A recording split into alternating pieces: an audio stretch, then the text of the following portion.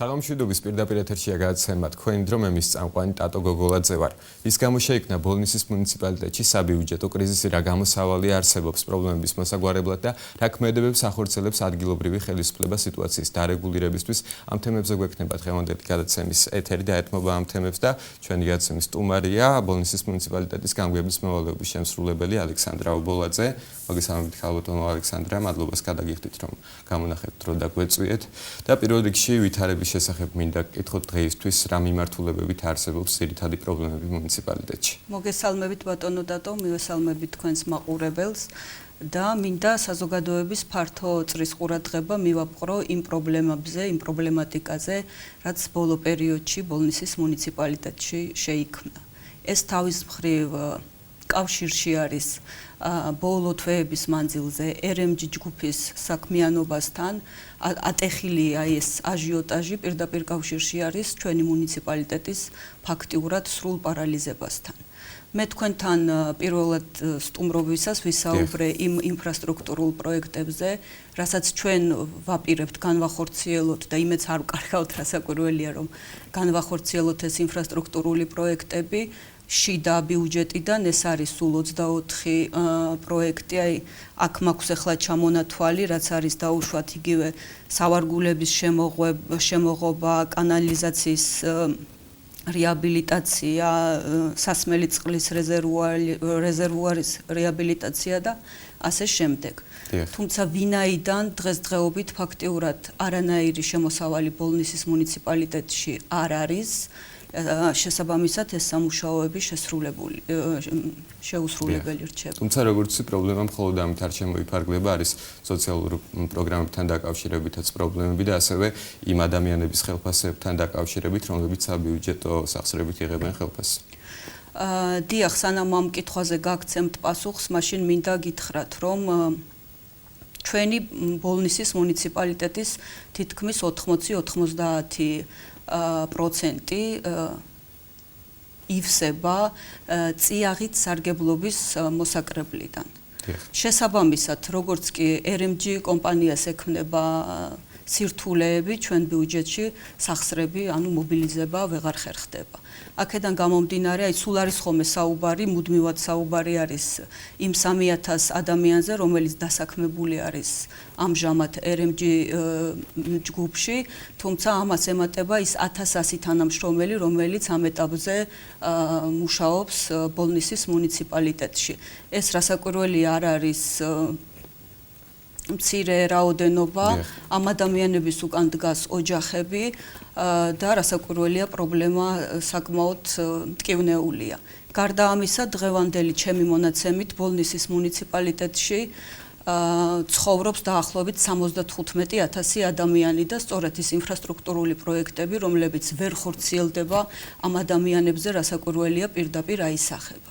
რამდენი თვის განმავლობაში გრძელდება უკვე ეს და რეალურად რამდენად დიდია პრობლემა. მე ვიცი რომ იქ ბანკის ვალებთან დაკავშირებით სერიოზული პრობლემები შეექმნათ ძალიან ბევრ ადამიანს, რომ კომუნალური გადასახადების გადახდას ვერ ახერხებს ზოგიერთი მათგანი. რასაკვირველია, არა მხოლოდ ადამიანები, არამედ თვითონ მუნიციპალიტეტი ვეღარ ახერხებს კომუნალური გადასახადების გადახდას. მე მაქვს 12 საბავშვო ბაღი მუნიციპალიტეტის მასშტაბით და თითქმის საბავშვო ბაღებსაც შეექმნათ პრობლემები ბავშვების საკვების მიწოდებასთან დაკავშირებით და ასე შემდეგ.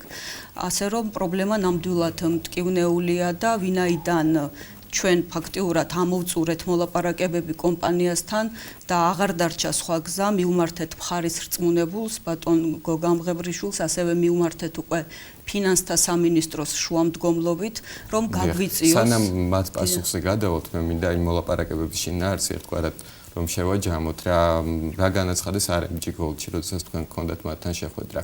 RMG ჯგუფი სულ იყო მოტივირებული, რასაკვირველია, რომ ეს მოსაკრებლები არ შეფერხებულიყო და შეფერხების გარეშე წარმართულიყო, რა თქმა უნდა, ეს პროცესი, მაგრამ როგორც კი დასრულდა კაზრეთის მუშების გაფიცვა, ფაქტიურად მეორე მესამე დღეს მიება ზუსტად ის თემა, რაც არის საყდრის ყაჩაღიანის მონაკვეთზე სამთო მომპოვებელი სამუშაოები და იცით ხო იქ რა პროცესები არის და გარკვეული ჯგუფი ადამიანები საპროტესტებს იქ რაღაცა ჰერემჯი ჯგუფის საქმიანობას და რომ დავანახოთ პრობლემა მაყურებელს დაიწყოთ სულ თავიდან იყო გაფიცვა მუშების თვითონ ამ კომპანიის, რომლებიც ითხოვდნენ პირობების გაუმჯობესებას, ხომ? ეს იყო დაახლოებით რა დროის ადრე.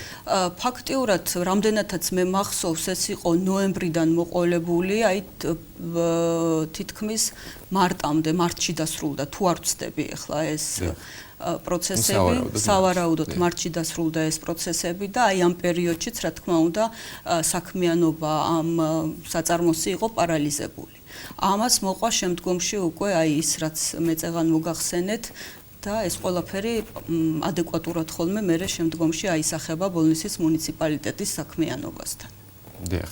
რა პროგნოზს აკეთებენ RMG გოლდ? შეძლებენ თუ არა სრულფასოვნად, თქვა, შეესრულოს? აი მე ახლა აქ წამოვიღე RMG ჯგუფის დირექტორის წერილი არის, აი არ პოულობ ახლა. სადაც საუბარია იმაზე, რომ აგვისტოს 1 აგვისტოდან, მხოლოდ 1 აგვისტოდან მიმდინარე წლიდან შეძლებენ გადახდას მოსაკრებლის ეტაპობრივად. დიახ. ამ შემთხვევაში აგვისტომდე ჩვენ რამდენი თვე გრჩება აპრილი, მაისი, ივნისი, ივლისი თითქმის 4-5 თვე ვერ გაჩერდება ბუნებრივია მუნიციპალიტეტი და მივმართეთ ფინანსთა სამინისტროს, რათა მან გაგვიწიონ შუამდგომლობა საქართველოს მთავრობასთან გამოგვეყოს უპროცენტო სესხი 5 მილიონის ფარგლებში. დიახ. გუშინ იყო საკრებულოს ხდომა და საკრებულომ გასცა რასაკვირველია თანხმობა, რომ ბოლნისის მუნიციპალიტეტს მიეცეს ესეთი თანხმობა, რომ აიღოს მან ვალი სახელმწიფო ხაზინიდან. დიახ, რამდენად ჩქარა მოხდებოდა თუ არის უკვე გადაწყვეტილი, რომ ეს სესხი დაუმტკიცდება, თქვა, ბოლნისის მუნიციპალიტეტს მთავრობის ხდომაზე. რამდენადაც მე მაქვს ინფორმაცია და ვაწარმოებ მოლაპარაკებებს, უახლოეს მთავრობის ხდომაზე ეს საკითხი გავა და შემდგომ ველოდებით უკვე მთავრობის გადაწყვეტილებას. დიახ. მე მედოვნებ, რომ საკითხი დადებითად გადაწყდება, წინააღმდეგ შემთხვევაში ჩვენ ფაქტიურად მოგვიწევს მუნიციპალიტეტის სრულად გაჩერება. დიახ. მთლიანად მუნიციპალიტეტის ბიუჯეტი წელს რამდენით იყო განსაზღვრული და რამდენი პროცენტით არის პრობლემა ის შევსების? ჩვენ დავგეგმეთ ბიუჯეტი 12 მილიონით და აქედან როგორც გეუბნებით 80% ფაქტობრივად ეს არის წიაღით სარგებლობის მოსაკრებელი. დიახ. თითქმის მესამედი ვერ შემოვიდა უკვე მაისი დაიწყო იმ შემოსავლებიდან, რაც უნდა შემოსულიყო. აქედან გამომდინარე, რა თქმა უნდა, კრიზისი თანდათან უფრო გარღვმავდებოდა, იმიტომ თვეები მიდის, გადაბული არ შემოდის და ვალდებულებები გვაქვს გასასტუმრებელი და ამიტომ იძულებულები გავხდით, რომ მივმართეთ ფინანსთა სამინისტროს, რათა გვიშუამდგომლოს მთავრობაზე, რომ ავიღოთ უპროცენტო სესხი. დიახ. ხომ არ შეიმჩნევა უკვე იმ ორგანიზაციებსაც რამდენიმე თვეა უკვე ხელფასი არ აუღიათ, გაფიცვას ხომ არ აპირებენ ან რაიმე საპროტესტო ნორმებს ხო არ მიმართავენ? სხვათა შორის მე მინდა გითხრათ, რომ თითქმის ყოველდღიურ რეჟიმში მაქვს შეხვედრა მოსახლეობასთან. ყოველდღიურად გავდივარ თითქმის 2-3 სოფელში და ვხვდები იქ ადგილობრივ მოსახლეობას, რომლებმაც უკვე გამოთქვეს ასეთი მოსაზრება, რომ მაშინ ჩვენც გამოვალთ ქუჩაში და დავიწყებთ აქტიურად გაპროტესტებას, რომ კომპანიას მიეცეს მუშაობის და დასაქმების საშუალება და არ არის გამორიცხული ვინაიდან მაღაზიები შეჩერდა, ბაღებს დაუდგათ პრობლემა, დასაქმებულებს ბოლნისის მუნიციპალიტეტში, რომლებსაც თითქმის აი ადამიანებს თითქმის ყველას აქვს ბანკის კრედიტები და ყოველდღიურად ერიცხებათ პროცენტები, ვინაიდან აპრილისთვის ხელფასი დღემდე ვერ გავეცით. დიახ, როგორც ძალიან გაზრდილია მომართვიანობა და წერილებითაც მოგმართავენ, ძირითადად რა შინაარსის არის ეს მომართვიანობა? ეს მომართვიანობა და წერილები ძირითადად შემოდის სოციალურ საკითხებზე. ჩვენ გვაქვს სოციალური პროგრამები, რომლებიც ეხება სხვადასხვა გაჭირვებულ ფენაზე დახმარებას და ორიენტირებულია ამ ფენის დახმარებაზე, არიან სხვადასხვა დაავადებით ავადმყოფი პირები, რომლებსაც ფაქტიურად ჩვენ ვერანაირ დახმარებას უკვე ვეღარ უწევთ. არადა აქამდე ეს დახმარება განისაზღვრებოდა თვეში 20,000 ლარით.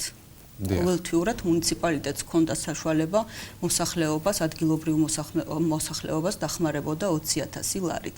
აქ არიან ონკოდაავადებული პირები, აქ არიან უსინათლო პირები, აქ არიან რეინტეგრირებული ბავშვები და სხვა ასეთი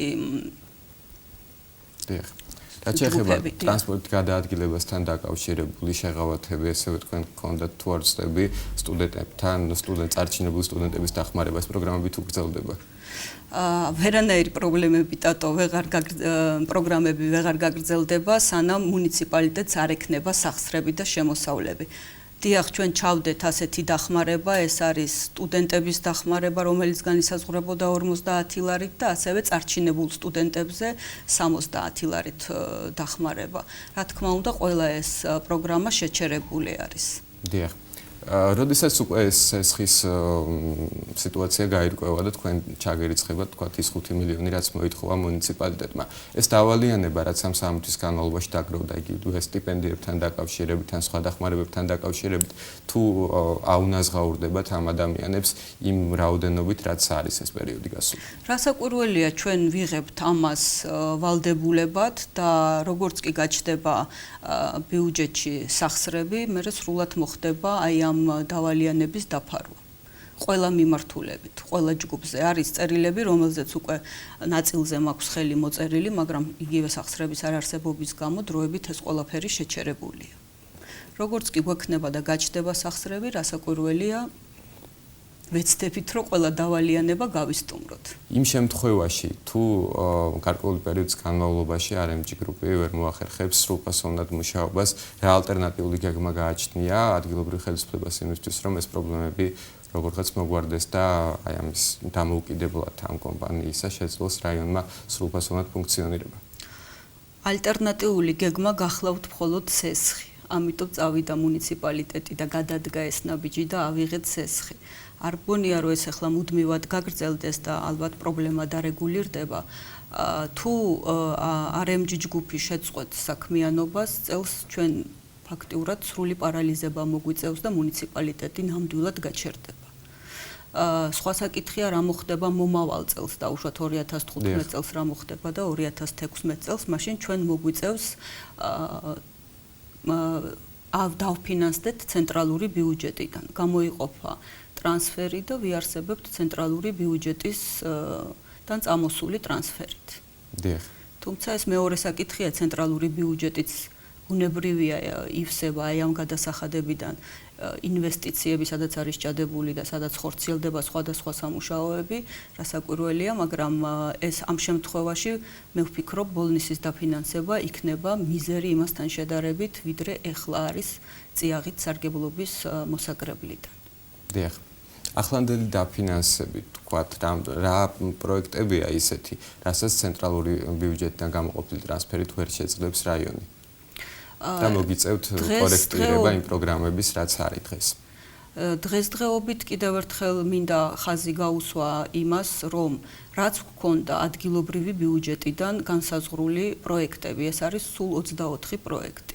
რასაც გეგმავდით, რომ გაგვეხორციელებინა, ამ ეტაპისათვის გაჩერებულია და სამუშაოები არ დაწყებულა, მოვიდა გაზაფხული და ამ ეტაპზე უკვე სამუშაოები დაწყებული უნდა იყოს, შესყიდული გვაქვს პროექტები, მაგრამ რაც შეეხება სამუშაოებს, სამუშაოები ვერ განხორციელდება, სანამ არ იქნება ფული. ხოლო რა შეიძლება დღეს ბოლნისში განხორციელდეს, ეს არის მხოლოდ ხომ არ გადაიხედება აი ამ პრობლემების შემდეგ ის პროექტები, რაზეც თავიდან იყო შეჯერებული, თქვა, ადგილობრივი ხელისუფლება. პირველ ეტაპზე თუ ჩვენ გამოგვეყოფა მოთხოვნილი სესხი, 24 პროექტი რასაკვირველია ვერ განხორციელდება, მაგრამ ნაწილობრივ ეს პროექტები განხორციელდება. რაც შეეხება თუ ეხლა რა შეიძლება წელს ბოლნისის ტერიტორიაზე მუნიციპალიტეტში რა პროექტები განხორციელდება, ეს არის მხოლოდ მუნიციპალური განვითარების ფონდმა გამოაცხადა ეხლა არის გამოცხადებული სანიაღვრე არხების რეაბილიტაცია, იმედი არის ტენდერში შევა რომელიმე კომპანია და ამას დაადგება რა თქმა უნდა საშველი.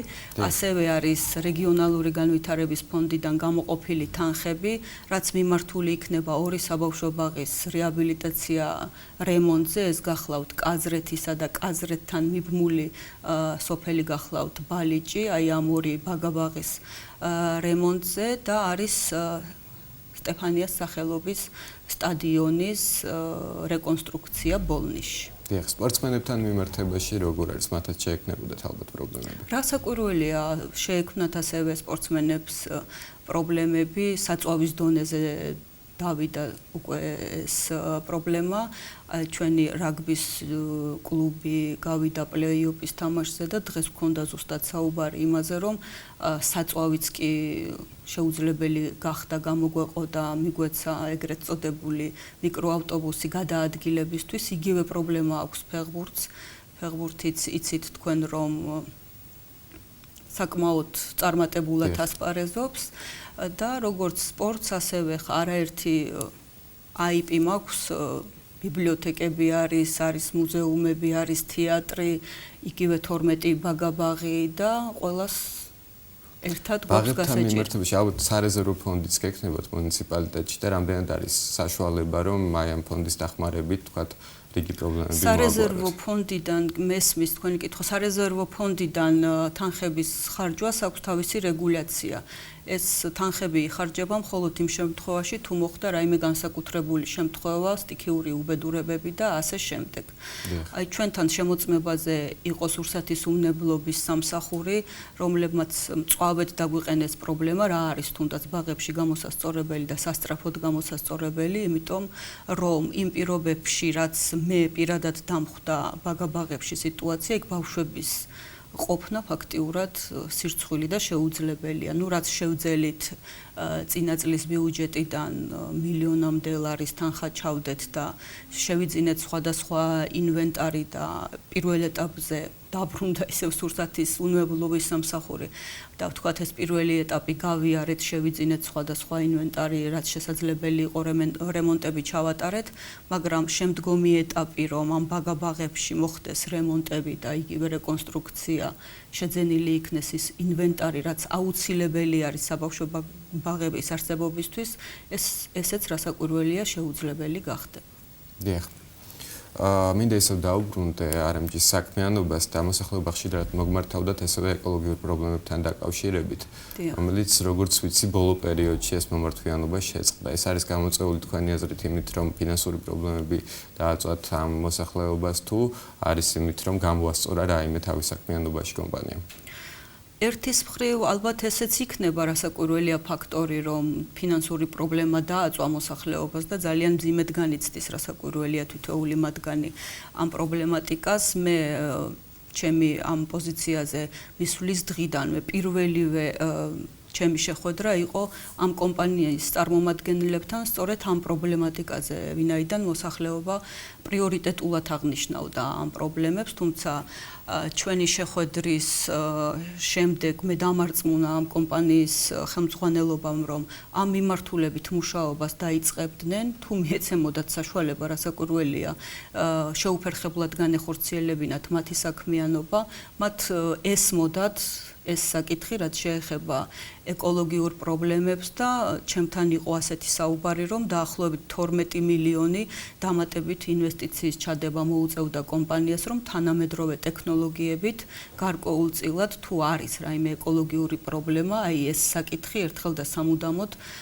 აღმოფხრილიყო.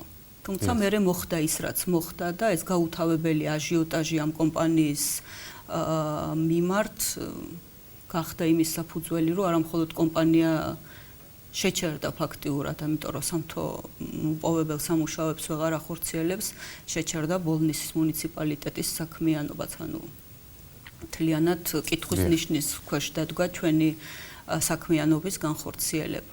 გქონდათ შეხვედრა RMG Gold-ის წარმომადგენლებთან და მე მინდა ვისარგებლო შემთხვევით, იმიტომ რომ RMG Gold-ის წარმომადგენლის მოწვევა ვერ მოხერხდა ჩვენს გადაცემაში სხვადასხვა მიზეზების გამო. თუ აქვთ მათ ალტერნატივა იმ შემთხვევაში, თუ საყდრის ყაჩაღიანის ტერიტორიაზე არ მიეცემათ მათ საშუალება ოქროს მოპოვებით სამუშაოების გაგრძელების, რაიმე ალტერნატიული გზა თუ აქვთ, როგორ უნდა ამუშაონ საწარმო? რასაკვირველია ეს კითხვა არის მიმართული უფრო კომპეტენტურ პასუხს გაგცემთ მათი წარმომადგენელი, მაგრამ რამდენადაც ჩემთვის თქვენთან თუ დაისვა ეს ნობილი არის სხვადასხვა ტერიტორიები, სადაც მოძიებით სამუშაოებს ატარებენ და აი ამ ფარგლებში მათ აქვთ ლიცენზია და ალბათ შესაძლებელი იქნება სხვა მიმართულებითაც, მაგრამ ეს იქნება დამატებითი ხარჯი, ამას სჭირდება კიდე გარკვეული დრო და აი ეს პერიოდი, რა პერიოდშიც ახლა ჩვენ ვიმყოფებით, ვერანაირად აი ეს წინ ვერ წაგვწევს. დიახ. და გადაცემა დასრულს უახლოვდება, ბოლო კითხვა მინდა დაგისვათ. იმ ვალის გასტუმრება, რომელსაც აიღოს მუნიციპალიტეტი, როგორ მოხდება, რა ვადებში მოხდება და ცენტრალური ხელისუფლებისგან რამდენად იგრძენით მხარდაჭერა? რასაკვირველია, ახლა მაქსიმალური ყურადღებით ეკიდება ხელისუფლება ამ პრობლემატიკას და დაგვპირდნენ, რომ პირველივე მთავრობის ხდომაზე ეს საკითხი გავა და სავარაუდოდ რასაკვირველია დადებითად გადაწყდება, რაც შეეხება ვალის დაბრუნებას. ჩვენ ვითხოვეთ ვალის გასტუმრების ვადა განსაზღვრული იყო 30 ნოემბრამდე, ანუ მიმდინარე წლის 30 ნოემბრამდე და ამას ვარაუდობთ ისევ RMG ჯგუფის იმ დაგროვილი გადასახადებიდან, რომელიც მათ უკვე ჩვენს მიმართ ვალდებულებაში გააჩნიათ. ძალიან დიდი მადლობა ამ უწურავი პასუხებისთვის იმ პრობლემაზე, რაც არის თქვენს მუნიციპალიტეტში. მე უახლოეს პერიოდში გისურვებთ, რომ ეს პრობლემები აღარ გქონდეთ. მაყურებელს შევახსენებ, რომ გადაცემის სტუმარი იყო ბოლნისის მუნიციპალიტეტის გამგებლის მოვალეობის შემსრულებელი ალექსანდრა ობოლაძე. მე კი მომავალ შეხვედრამდე გემშვიდობებით.